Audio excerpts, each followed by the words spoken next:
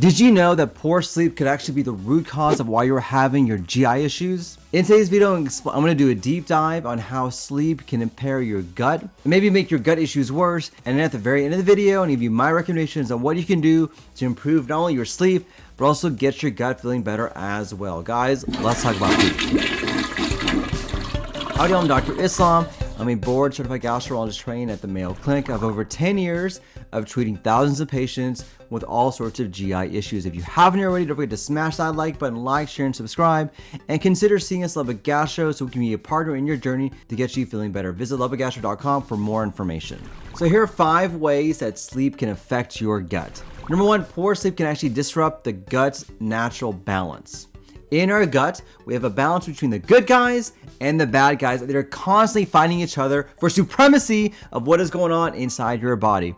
Poor sleep can actually make it more likely to tip that balance towards the bad guys to make them more predominant, more likely to destroy the good guys, but also cause a lot of GI issues as well. In fact, when you look at studies comparing people who have poor sleep, those who have good sleep, those who have poor sleep have less good bacteria, less diversity, and more inflammation going on. So the simple act of not getting good sleep will actually change the balance between your good guys and your bad guys, which in turn can manifest in terms of a lot of GI issues such as bloating, dissension, IBS, and Crohn's disease. When we're sleep deprived, levels of inflammation actually go up. Yes, we're more inflamed as we don't get enough sleep. Don't you notice that? Whenever I don't sleep, I for sure notice my inflammation. I'm like on edge. I'm like, oh my gosh, what is going on? I'm a little irritated. That's because the inflammatory markers have gone up. And that inflammation also can lead to more complications down the road when it comes to your gut. In fact, in IBD, inflammatory bowel disease, it's interesting that those individuals who get poor sleep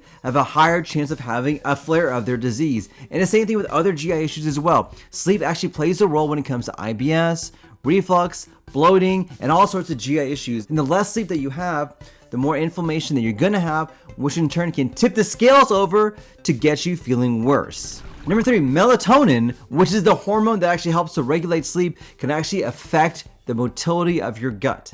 So when you have lower melatonin from poor sleep, you actually will slow down the contraction of your gut. It'll make it harder for things to pass through. And so as more stuff just sits in your stomach, guess what? You're gonna feel worse with your gut issues. More constipation, more bloating, more distension as well. And as your gut slows down, you are not gonna feel better. Number 4, lack of sleep can cause you to be more stressed, which in turn will affect the gut-brain axis. This is the real connection between the brain and the gut. It's a superhighway that connects the two nervous systems.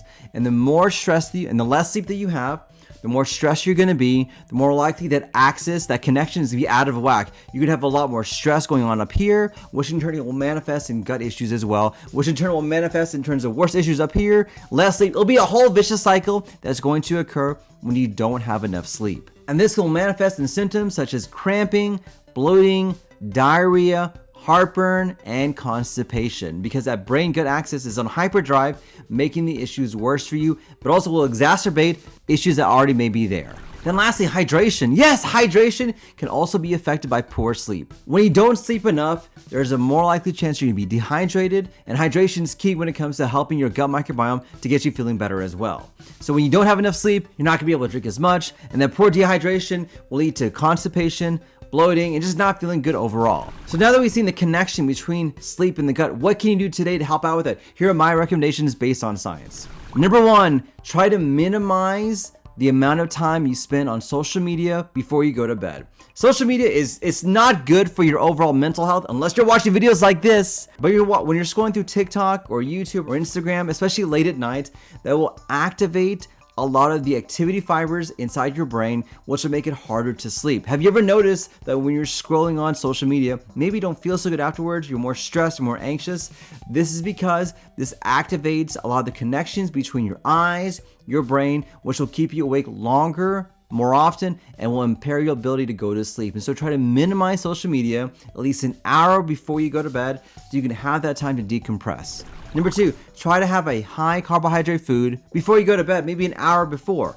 Carbohydrates can actually trigger the sleep mechanism to allow you to sleep earlier, longer, and deeper so that you're able to have good, restful sleep. And so what I personally do is that I actually backload my carbohydrates towards the end of the night to allow me to eat better, to sleep better, and also just, it just feels good to eat carbs before you go to bed. I love it.